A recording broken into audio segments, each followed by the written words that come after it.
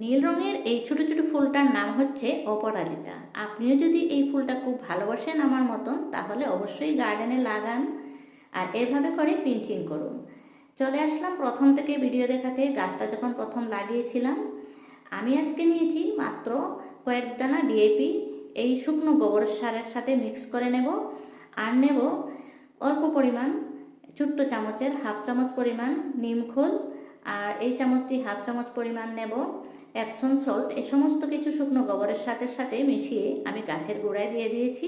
তারপরে আমি পেঁয়াজের খোসা ভিজিয়ে রেখেছিলাম, এই জলটাও দিয়েছি। তারপরের থেকে দেখুন আমার গাছের চেহারা সম্পূর্ণ চেঞ্জ হয়ে গেছে। আর গাছটাকে আমি অনবরত পিঞ্চিং করেই চলেছি, কারণ আমি গাছটাকে ঝাঁকড়া করে রাখতে চাই। আর এই গাছটা যেহেতু লতানো গাছ, খুব তাড়াতাড়ি লতিয়ে যায়। আপনারা যদি লতানো হিসাবে উপরের দিকে উঠিয়ে দিতে পারেন তাহলে বেশ ভালোই। আর যদি উপরের দিকে না উঠাতে চান, ঝাঁকড়া করতে চান,